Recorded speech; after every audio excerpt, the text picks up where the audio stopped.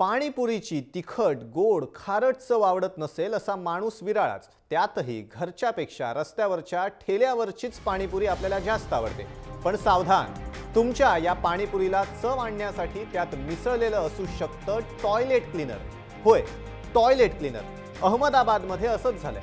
इथे एका पाणीपुरीवाल्यानं ग्राहकांच्या आरोग्याची पर्वा न करता पाणीपुरीला चवदार बनवण्यासाठी त्यात चक्क टॉयलेट क्लीनर वापरल्याची धक्कादायक बाब उघड झाली आहे. चाचणीमध्ये पाणीपुरीत टॉयलेट स्वच्छ करण्यासाठी वापरण्यात येणारं ऑक्झॅलिक ॲसिड मोठ्या प्रमाणावर आढळून आलं. त्यानंतर महापालिकेनं चेतन नानजी मारवाडी या पाणीपुरीवाल्याविरोधात गुन्हा दाखल करत त्याच्यावर विशेष न्यायालयात खटला भरला होता. याबाबत या पाणीपुरीवाल्याला पकडण्यात आलं असून त्याला 6 महिन्याच्या कारावासाची शिक्षाही ठोठावण्यात आली आहे. मात्र या घटनेमुळे ठाणे मुंबईकरांना काही वर्षांपूर्वी लघवीसाठी वापरायचा लोटा पाणीपुरीसाठी वापरणाऱ्या भैयाचं प्रकरण नक्कीच आठवलं असेल. पण रस्त्यावरच्या गोष्टी खाण्यापूर्वी काळजी घ्यायला हवी हे मात्र यातनं पुन्हा एकदा दिसून येतं.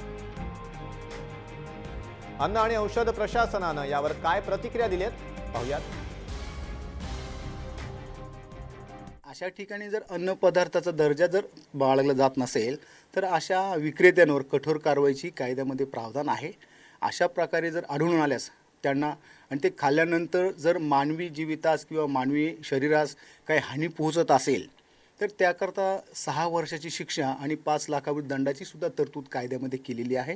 आणि हा कायदा अतिशय म्हणजे ग्राहकांच्या हिताच्या दृष्टीनं खूप चांगला बनवलेला आहे. याच्यामध्ये ग्राहकांकडनं तक्रारीची प्रशासन कधीही वाट पाहत नसतो, कारण प्रशासन त्यांच्या स्तरावर प्रत्येक अन्न सुरक्षा अधिकाऱ्याला त्यांचं कार्यक्षेत्र वाटप केलेलं आहे आणि त्या कार्यक्षेत्रामध्ये त्यांनी जाऊन अन्न पदार्थांचा दर्जा आणि गुणवत्ता राखावी यासाठी त्यांची नियुक्ती केलेली आहे. आणि त्यांना ज्या ठिकाणी संशयित अन्न पदार्थ आढळतात त्याचे साठे जप्त करण्याचे सुद्धा त्यांना अधिकार दिलेले आहेत.